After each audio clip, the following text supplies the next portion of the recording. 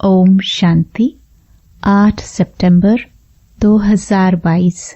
बाबा के महावाक्य। मीठे बच्चे, तुम्हारा पुराना दुश्मन रावण है। तुम्हारी लड़ाई बड़ी खौफनाक है। तुम जितना एक के साथ योग लगाएंगे उतना दुश्मन पर जीत पाने का बल मिलेगा। प्रश्न: तुम ब्राह्मणों की डिपार्टमेंट दुनिया के मनुष्यों से बिल्कुल ही भिन्न है, कैसे और कौन सी? उत्तर: तुम ब्राह्मणों की डिपार्टमेंट है श्रीमत पर पावन बनना और बनाना। तुम योग बल से अपने पापों को भस्म करते हो। तुम्हारी सब मनोकामनाएं बाप पूरी करते हैं। मनुष्य तो जो कुछ करते उससे नीचे ही उतरते आते। रिद्धि सिद्धि आदि सीख लेते हैं, परंतु पतित तो बनते ही जाते हैं। गीत: हमारे तीर्थ न्यारे हैं। ओम शांति। इस पुरानी दुनिया में रहते हुए तुम बच्चों का इस पुरानी दुनिया से कोई नाता नहीं रहा है। तुम नई दुनिया के लिए पुरुषार्थ कर रहे हो, बेहद के बाप से वर्षा लेने। जब तक स्थापना हो तब तक भल पुरानी दुनिया में बैठे हैं, परंतु तुम्हारा सारा ध्यान स्वर्ग की सच्ची कमाई तरफ है। विनाश तो होना ही है। असार ऐसे देखने में आते हैं, यह भी जानते हो कि इस रुद्र ज्ञान यज्ञ से विनाश ज्वाला निकली है। जरूर हमारे अथवा भारत के कल्याण के लिए यह महाभारत लड़ाई लगनी है। अभी वास्तव में तुम किससे लड़ाई नहीं करते हो। तुम तो डबल अहिंसक हो। तुम्हारे पास न काम की न क्रोध की हिंसा है। मुख्य हिंसा काम की कही जाती है। यह तो है ही पतित दुनिया। किस कारण पतित बने हो? विकार के कारण। यह काम विकार आदि मध्य अंत दुख देता है। क्रोध के लिए नहीं कहा जाता। अपवित्रता और पवित्रता की बात है। काम ही सबको धोखा देता है। इस काम पर ही अबलाओं पर अत्याचार होते हैं। एक पवित्र बने, दूसरा न बने तो झगड़ा हो पड़ता है। बाप कहते हैं दोनों को प्रतिज्ञा करनी है ज्ञान चिता पर बैठने की। वह काम चिता पर बिठाते हैं। बाप वह सौदा कैंसिल कराते हैं। अब पवित्र दुनिया स्थापन होती है तो वह सौदा कैंसिल करना पड़े। ज्ञान चिता पर बैठने से पवित्र बन पवित्र दुनिया के मालिक बनेंगे। तुम्हारी भी लड़ाई है। उस बाहुबल की लड़ाई से वास्तव में तुम्हारी लड़ाई बड़ी खौफनाक है, क्योंकि रावण तुम्हारा बहुत पुराना दुश्मन है। उस पर जीत पानी है। जितना एक के साथ बुद्धि योग लगाएंगे तो बल मिलेगा। सारा मदार है श्रीमत पर चलने का। श्रीमत कहती है कि गृहस्थ व्यवहार में रहते सर्वगुण संपन्न 16 कला संपूर्ण बनना है। आत्मा को ही बनना है। आत्मा 16 कला संपूर्ण थी। अब वह 84 जन्म लेते लेते नीचे उतरती है। जरूर बच्चे जानते हैं देवी देवताओं का राज्य था। राम राज्य स्थापन हुआ। राम नाम रख दिया है। वास्तव में नाम शिव है। शिवाय नमः कहते हैं, रामाय नमः नहीं कहते हैं। शिव बाबा अक्षर बहुत राइट है। राम को बाबा कोई कहते नहीं, शिव को बाबा कहते हैं। राम यानी परमपिता परमात्मा। न कि रघुपति राघव राजा राम। मनुष्य जो सुनते वह बोलते जाते हैं। अब सिवाय तुम बच्चों के और कोई भी परमपिता परमात्मा के साथ यथार्थ योग नहीं लगाते हैं। वह तो समझते हैं कि परमात्मा तो ब्रह्म ज्योति स्वरूप है, नाम रूप से न्यारा है। अगर ब्रह्म कहते तो भी नाम हो गया ना। कुछ भी समझते नहीं। बाप कहते हैं मैं ज्ञान का सागर हूँ, मैं अति सूक्ष्म हूँ। इससे सूक्ष्म कोई चीज होती नहीं, अति सूक्ष्म है। जैसे झाड़ का बीज सूक्ष्म होता है, देखने में कितना छोटा है। मनुष्य सृष्टि का बीज तो सबसे सूक्ष्म है, सबसे छोटी कसकस होती है, बहुत पतली होती है। उनके झाड़ बहुत बड़े बड़े होते हैं, तो परमपिता परमात्मा तो उनसे भी अति सूक्ष्म बिंदी है। बाप कहते हैं मैं जो हूँ जैसा हूँ, इस रीति तुम्हारे में भी नंबरवार जानते हैं। कोटों में कोई ही इस राज को समझते हैं। शिव बाबा जैसी महिमा और कोई भी मनुष्य आत्मा की नहीं हो सकती। कैसे आकर पतित दुनिया को पावन बनाते हैं, सम्मुख आकर बच्चों को पढ़ाते हैं। कुछ भी जानते नहीं हैं, न मुझे जानते न चक्र को जानते हैं। अभी तुम नंबरवार पुरुषार्थ अनुसार जानते हो। तुम्हारा इस पुरानी दुनिया की बातों से तैलुक नहीं है। मनुष्य तो घोर अंधियारे में है। उनका तो धंधा ही है अपना, तुम्हारा धंधा अपना है। तुम हो गए गुप्त योग बल की सेना, वह है बाहुबल की सेना। उनको तुम जानते हो, तुमको कोई नहीं जानते। वो लोग साइंसदान स्टार पर जाने की कोशिश करते हैं। देखा है तो समझते हैं, हम क्यों नहीं जा सकते? हम समुद्र का अंत क्यों नहीं पा सकते? इसलिए पुरुषार्थ करते हैं। बाकी जो इन आंखों से नहीं देखा जा सकता, उनका पुरुषार्थ कर नहीं सकते। उनकी बुद्धि में तो स्थूल चीजें आती हैं, उनके लिए पुरुषार्थ करते हैं। सूक्ष्म से सूक्ष्म परमात्मा को तो जानते ही नहीं है। खुद ही आकर बच्चों को अपना परिचय देते हैं। तुमने चित्र बड़ा ज्योतिर्लिंगम बनाया है, तो तुम्हारी बुद्धि में भी वह आता है। बाप बच्चों को समझाते रहते हैं कि जैसे बाप की गत मत न्यारी है, वैसे तुम्हारी सद्गति की मत सारी दुनिया से न्यारी है। तुम्हारा और कोई बात से तैलुक नहीं है। तुम सच्चे ब्राह्मण बने हो। ब्राह्मणों का विस्तार तो कुछ है नहीं। वो ब्राह्मण लोग कहेंगे हम ब्रह्मा की औलाद हैं। ब्रह्मा तो हुआ प्रजापिता, उनका बाप कौन? वह तो कोई जानते नहीं।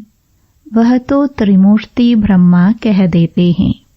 ब्रह्मा के 3 रूप कैसे हो सकते? यह तो 3 देवताएं हैं। तीनों की एक्टिविटी अलग है। रचयिता तो एक ही शिव है। हम सब उनकी रचना वहां रहने वाली है। ऊंच ते ऊंच बाप ही सुप्रीम सोल है। सुप्रीम सोल एक निराकार बाप को कहा जाता है। ऐसे नहीं कि वह भी निराकार परमात्मा और हम आत्माएं भी निराकार, सब एक ही हैं, सब उनके ही रूप हैं। नहीं, बाप अलग है, बच्चे अलग हैं। तुमको बाप ने नॉलेज दी है। शास्त्रों में तो यह बातें हैं नहीं कि ब्रह्मा वंशी ब्राह्मणों को परमपिता परमात्मा बैठ पढ़ाते हैं। परमात्मा ने आकर यह ब्रह्मा मुख वंशावली रची है।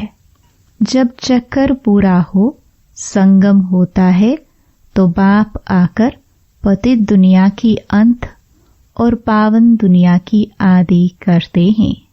तो जरूर संगम पर ही आना पड़े। पावन बनने में टाइम लगता है। आधा कल्प से सिर पर पापों का बोझा है।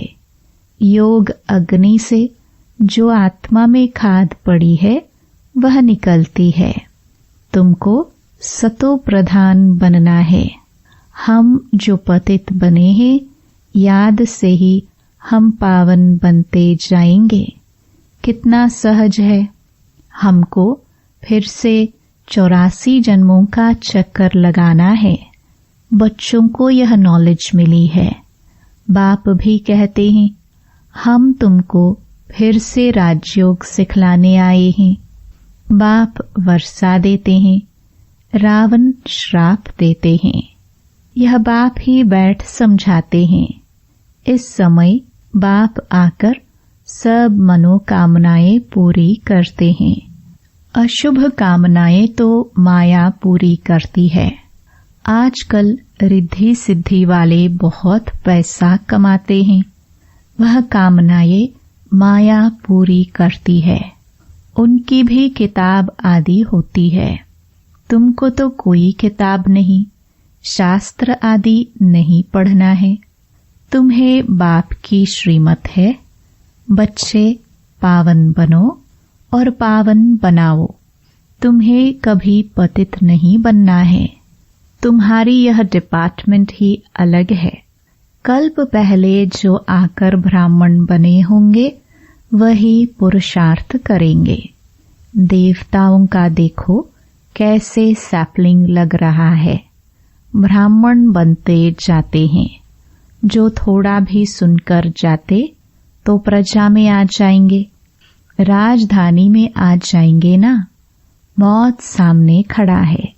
खिटपिट थोड़ा जोर से भी भर सकती है, बंद भी हो सकती है।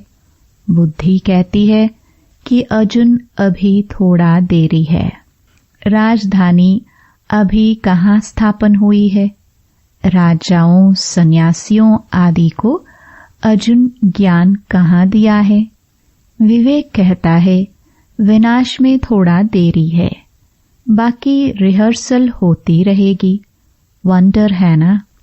वह यज्ञ रचते हैं लड़ाई बंद करने के लिए, और भगवान ने यज्ञ रचा है सारी दुनिया का परिवर्तन के लिए, विनाश के लिए। थोड़ा शांति होगी तो कहेंगे हमने यज्ञ रचा इसलिए शांति हो गई। एक बार यज्ञ सफल हुआ तो चलता रहेगा। बरसात के लिए यज्ञ रचा, बरसात हुई तो खुशी होगी। बरसात नहीं होगी तो कहेंगे ईश्वर की भावी। जैसे कोई शरीर छोड़ता है तो कहते हैं स्वर्गवासी हुआ। फिर तो शोक करने की दरकार ही नहीं है। स्वर्ग पधारा तो अहो सौभाग्य समझो ना। माया रावण ने सबकी बुद्धि को ताला लगा दिया है। तुम जानते हो हम कल्प पहले मुहाफिक फिर से पुरुषार्थ कर रहे हैं। भारत अविनाशी खंड है और कोई दूसरा धर्म नहीं था।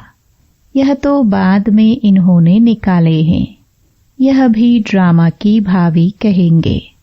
रक्त की नदियां यहाँ ही बहती हैं, एक दो में लड़ते रहते हैं।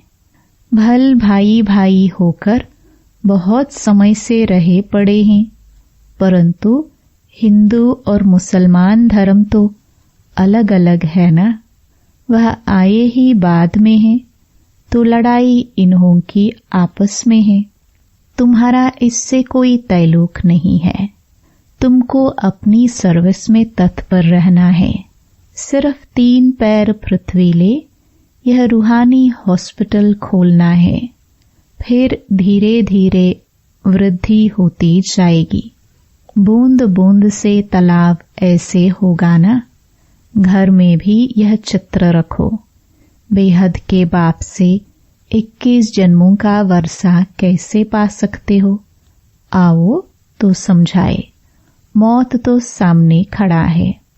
अब सिर्फ बेहद के बाप और वर्षे को याद करो। इनको मृत्युलोक कहा जाता है। बाप कहते हैं, मुझे याद करो तो मैं तुमको साथ ले जाऊंगा। तब तो कहते हैं ना, मैं कालों का काल महाकाल हूँ। अकाल तख्त है ना, तुम अकाल आत्मा हो। बच्चे समझते हैं कि हम इस दुनिया से बिल्कुल न्यारे हैं। यहाँ पढ़ाने वाला विचित्र है। आत्माओं से बात करते हैं, आत्मा ही सुनती है। आत्मा ही इस मुख द्वारा सुना रही है। आत्मा इन कानों द्वारा सुन रही है।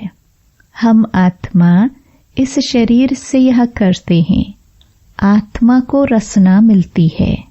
आत्मा ही कहती है, यह मीठा है, यह कट्ठा है। आत्मा में ही संस्कार रहते हैं।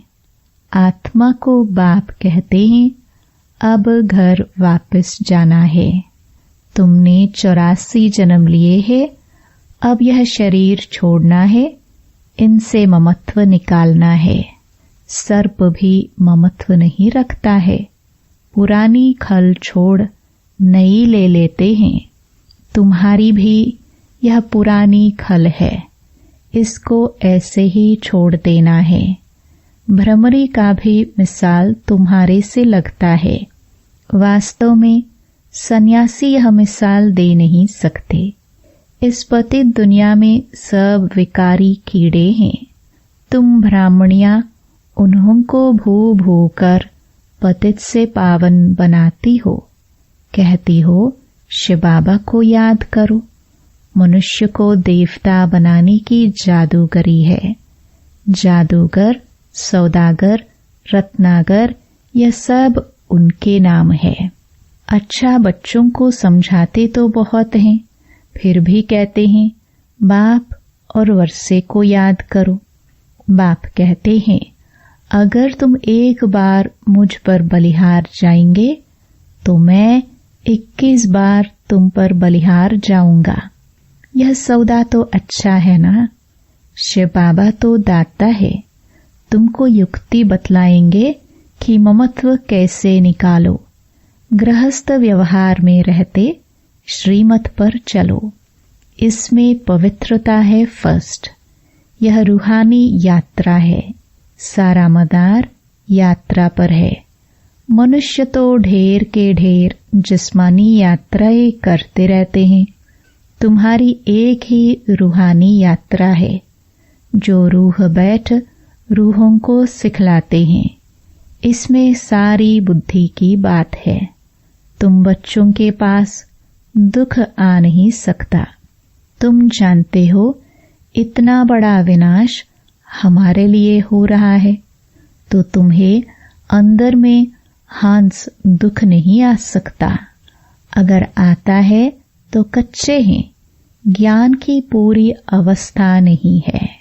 अच्छा, मीठे मीठे सिखिलदे बच्चों प्रति माता पिता बाप दादा का याद प्यार और गुड मॉर्निंग। रूहानी बाप की रूहानी बच्चों को नमस्ते। धारणा के लिए मुख्य सार। पहला, शरीर रूपी पुरानी खाल से ममत्व निकाल देना है। बुद्धि से रूहानी यात्रा पर तत्पर रहना है।